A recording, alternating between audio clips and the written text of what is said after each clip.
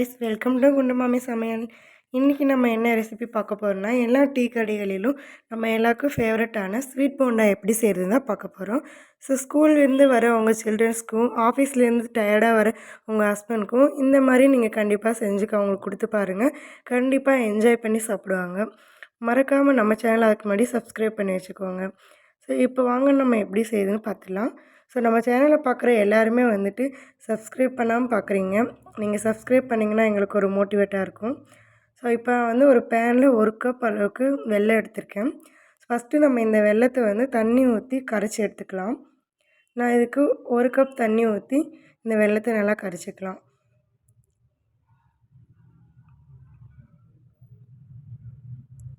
So இந்த வெல்லம் வந்து ஒரு 5 மினிட்ஸில் நல்லா கரைஞ்சி வந்துடும்.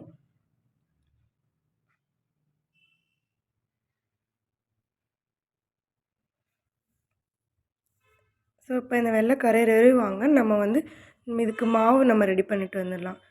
இதுக்கு பார்த்திங்கன்னா 1 கப் அளவு கோதுமை மாவு எடுத்திருக்கேன். இதில் நீங்கள் மைதா கூட யூஸ் பண்ணலாம். பட் கோதுமை வந்து நான் ஹெல்த்தியானன்றதுனால இதை எடுத்திருக்கேன். ஸோ நீங்கள் எதை வேணால் சூஸ் பண்ணிக்கலாம். இது கூட 1/4 கப் பார்த்திங்கன்னா ரவை சேர்த்துருக்கேன். ஸோ இதுக்கப்புறம் இதில் வந்து ஒரு 3 ஏலக்காய் வந்துட்டு நான் மிக்சியில் போட்டு அடித்து சேர்த்துக்கிறேன். நீங்கள் இதுக்கு பதிலாக ஏலக்காய் பொடி இருந்தால் யூஸ் பண்ணிக்கோங்க. பட் இது யூஸ் பண்ணால் அந்த ஃப்ளேவர் நல்லாயிருக்கும்.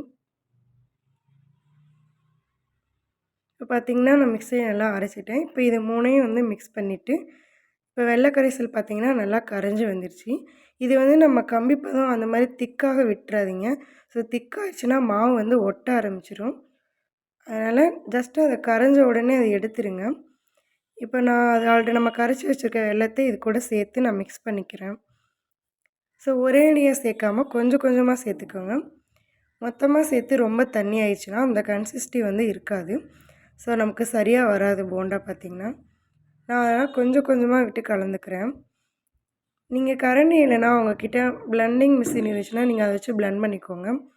என்கிட்ட இருக்குது, பட் இருந்தாலும் நான் வந்து கரண்டி தான் யூஸ் பண்ணியிருக்கேன். ஸோ அதுக்கப்புறம் இந்த மாதிரி கொஞ்சம் கொஞ்சமாக சேர்த்து மாவு ஃபுல்லாக நீங்கள் கலந்து விட்டுக்கோங்க.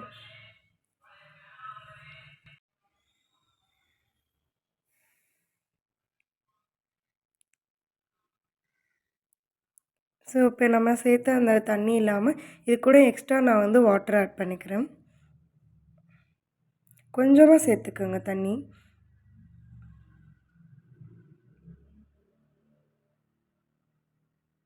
இப்போ இந்த மாவு எல்லாத்தையும் நல்லா கலந்து விட்டுக்குங்க.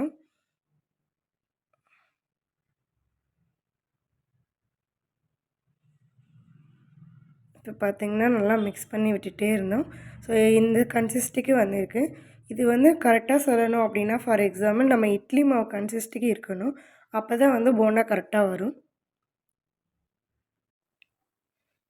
ஸோ இப்படி நம்ம எடுத்து ஊற்றுறப்ப இட்லி மாவு மாதிரி இருக்கணும். இது கூட நான் வந்து கொஞ்சமாக பேக்கிங் சோடா சேர்த்துக்கிறேன். அதையும் சேர்த்து நல்லா மிக்ஸ் பண்ணி விட்டுக்கோங்க.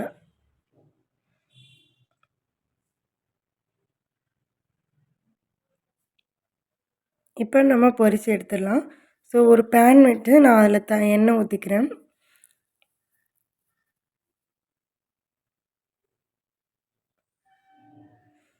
எண்ணெய் நல்லா சூடாகட்டும், அது வரைக்கும் நம்ம வெயிட் பண்ணணும். முக்கியமாக இதில் வந்து லோ ஃப்ளேமில் வச்சுக்கோங்க. எண்ணெய் சூடானா கூட நம்ம போண்டா ஊற்றுறப்ப டக்குன்னு அது வந்து அடி பிடிச்சிரும்.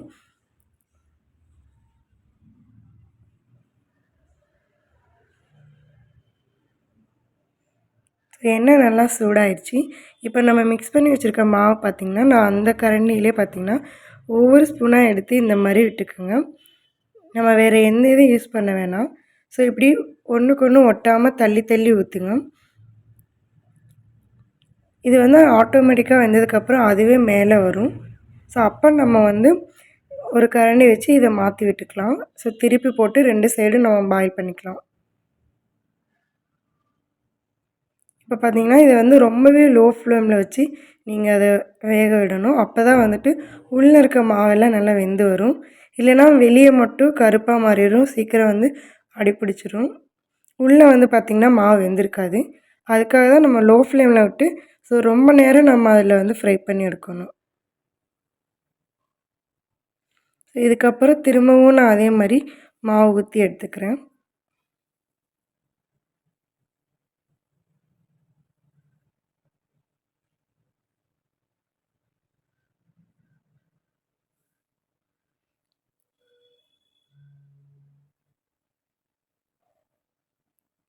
இந்த மாதிரி கரண்டி வச்சு திருப்பி விட்டுட்டே இருங்க. ஸோ அப்போ தான் வந்து நல்லா வேகும். 2 சைடும் ஒரே மாதிரி சேமாக வெந்து வரணும்.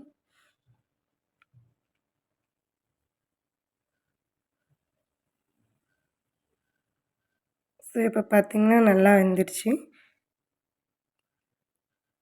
இதை நம்ம ஒரு பிளேட்டுக்கு மாற்றிடலாம். ஸோ இப்படி எல்லாத்தையும் நம்ம பண்ணி எடுத்துக்கலாம். ஸோ ஃபைனலி நமக்கு தேவையான போண்டா வந்து ரெடி ஆயிடுச்சு. கண்டிப்பாக மறக்காமல் ட்ரை பண்ணி பாருங்கள். ஸோ நம்ம சேனலில் பார்க்குறவங்க மறக்காமல் சப்ஸ்கிரைப் பண்ணி வச்சுக்கோங்க.